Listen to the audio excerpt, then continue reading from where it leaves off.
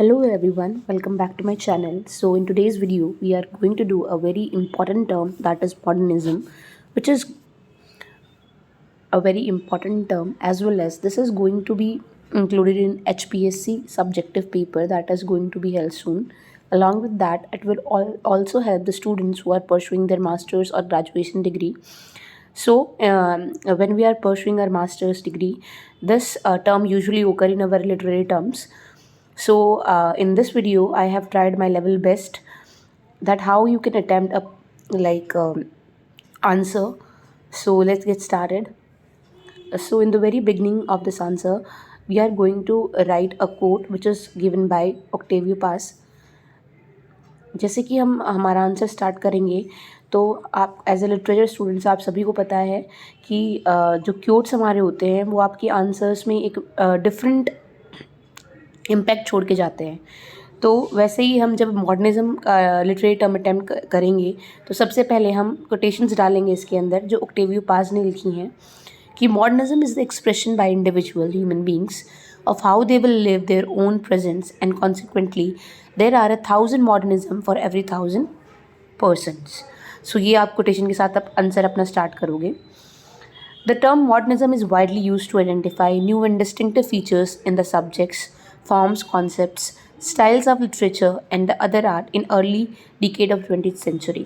तो यहाँ पे आपने इस टर्म को elaborate किया है कि मॉडर्निज्म क्या है और कब ये स्टार्ट हुआ था, specially after world war first, ये आपने यहाँ पे बताया है. It involves a deliberate and radical break with some of the traditional basis of western art and culture.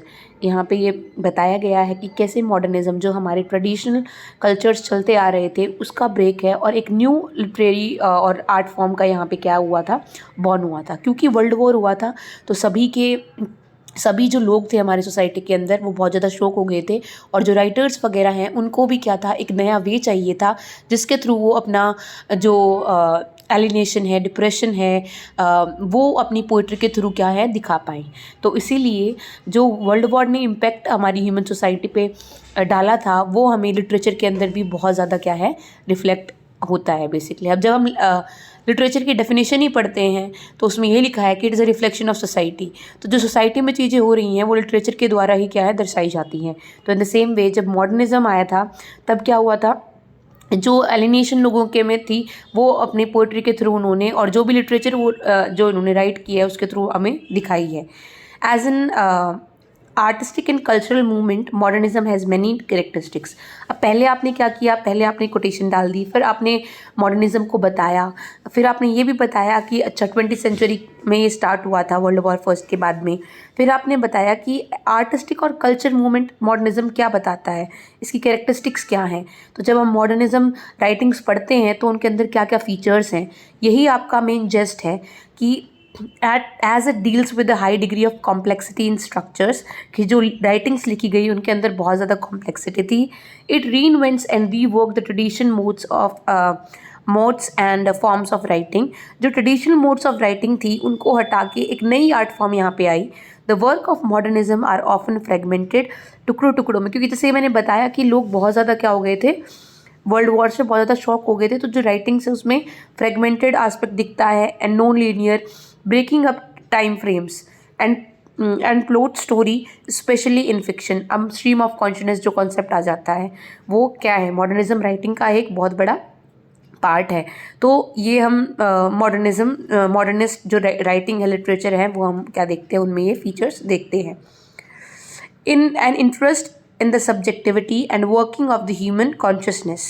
Make it new is a modernist slogan. जो modernist writers थे, poets थे and novelists थे, तो उनका स्लोगन क्या था, make it new उनका slogan था. The frustration, fragmentation, isolation, brokenness, nothingness are the characteristics of the modernist. ये सारी क्या थी, जो modernist writer थे उनकी क्या थी, writings की characteristics थी.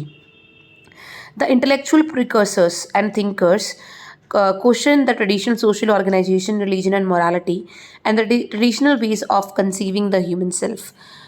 Friedrich Nietzsche, Karl Marx, Sigmund Freud and James Joyce stress the correspondence between central Christian tenets and pagan, often barbaric myths and rituals. James Joyce, Ulysses. अब यहाँ पे हम हमने पहले लिटरेचर के अंदर इसके फीचर्स बता दिए हैं। अब यहाँ पे कुछ राइटिंग्स बताएंगे हम, ठीक है, जिसके अंदर मॉडर्निज्म क्या है, कूट कूट के भरा हुआ है। For example we have a great name in the like modernism in modern literature, that is T.S. Eliot, Thomas Stearns Eliot. So एक बहुत बड़े मॉडर्निस्ट पोइट भी हुए हैं प्लस ड्रामेटिस्ट भी हुए हैं। द वेस्टलैंड कौन भूल सकता है इनका, the love song of J Alfred Prufrock, the hollow man, ये बहुत अच्छी अच्छी इनकी राइटिंग्स हैं। सो वी हैव दिस जो बहुत ग्रेट नेम्स हैं मॉडर्निस्ट राइटिंग्स के, वो हैं James Joyce, Ulysses, T S. Eliot का Waste Land and Virginia Woolf, Jacob's Room are experiment works of modernist literature. तो ये सारे क्या हैं आपके इंपॉर्टेंट वर्क हैं मॉडर्निस्ट राइटिंग के। The war had shaken faith in the moral basis and durability of western civilisation and raised doubts about the adequacy of traditional literary modes to represent the harsh realities of the post world war. As in the wasteland, Eliot replaced the standard synthetic flow of poetic language by fragmented utterances. The very first line, the wasteland, April is the cruelest month, which breaks the archetype of Chaucer's April is the sweetest month. It is itself the characteristics of modernist literature. मतलब हमें यहाँ पे जो modern world का human है उसकी जो alienation है, फ्रस्ट्रेशन है, वो उसकी राइटिंग्स में दिखता है। जैसे कि वेस्टलैंड की जो ओपनिंग जो लाइनिंग है, that is April is the cruellest month, वो बिल्कुल कॉन्ट्राडिक्ट करती है टी.एस. इलियट। यहाँ पे अप्रैल को क्रूलेस्ट मंथ बताते हैं, वेरस चौसर ने जो लिखी थी अपनी, उसमें अप्रैल को कैसा बताया गया है कि अप्रैल क्या है, स्वीटेस्ट मंथ है। इसके साथ ही साथ क्या है, Eliot is showing mirror than praising, he is criticizing rootness of Western culture. Modern works of literature departs from the standards way of representing characters and violate the traditional syntax and coherence of narrative language by the use of stream of consciousness. Stream of consciousness भी एक बहुत ही important feature है modernism का, ठीक है। और ये हमें मिसेस डलोवे में भी दिखती है, जो वर्जीनिया वुल्फ के द्वारा लिखी गई है। Principle of psychology by William James, are great work deals with the technique of stream of consciousness and bear the step of modern literature.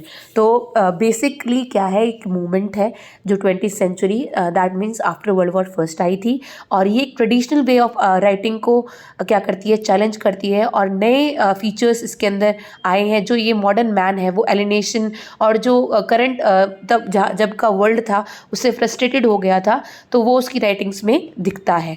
along with that the main features I have already discussed, that is fragmentation, stream of consciousness, इसमें आप अपने works बता सकते हो कौन कौन से हैं फेमस, आपका James Joyce, Ulysses and this principle of psychology by William James and Mrs. Dalloway by Virginia Woolf, a great example है। So that's all from my side. If you have any query you can share or you can mention it in the comment box.